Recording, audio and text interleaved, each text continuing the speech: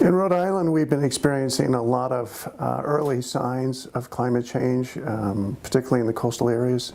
They are going to be, I guess, sort of the canaries in the coal mine in terms of what we see.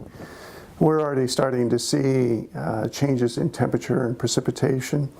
We're also seeing an acceleration in sea level rise at this point. Essentially, the shoreline you see today will not be the shoreline that you will experience when you reach my age, nor will your children see the same shoreline. We're also seeing a lot of changes in the natural environment. We're losing wetlands in this state at an alarming rate, coastal wetlands, due to sea level rise.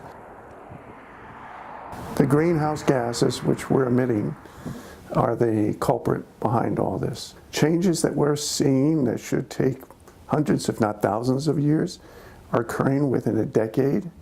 That's scary. There's a 2017 report by NOAA, for instance, that indicates that if we remain on our current path, that we will potentially see in Rhode Island 9.6 feet of sea level rise.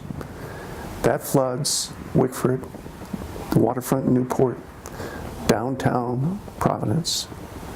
A lot of the southern shoreline disappears, Galilee disappears. So there's a lot of infrastructure that this state is going to lose. Typically, you have three choices with climate change: mitigate, adapt, or suffer. That as we mitigate more, the impacts that we see, the severity of those impacts will decrease.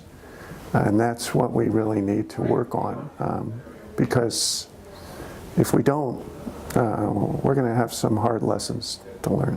Offshore wind is pretty hard to beat. From New Jersey to, say, the Cape, if the procurements that are out there start to come to be, there's going to be about 17,000 megawatts going into the ocean over the next 5 to 10 years. So to give you a capacity factor, that's about 10 million homes. So yeah, we're on the brink of a revolution here. The scientific report, I think, is consistent with what we're concerned about here.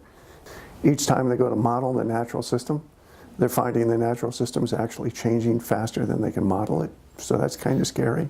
The issue with the IPCC, what we worry about here is when we look at the factors that we get concerned about in the coastal areas, for example, sea level is a relative thing. In Rhode Island, we have to worry about the currents that are off our shore here. When we look at the melting off of Antarctic, the distribution of that water is not uniform around the globe. And here in the northeast coast of the United States, we will receive most of the brunt of that melting. We need people at the national level that understand we have a major issue and that we need to get on top of it. We have about a decade or a little more to turn this around. Otherwise, we hit tipping points within our system that's going to be very, very difficult to bring back. The most important thing that your generation can do is vote.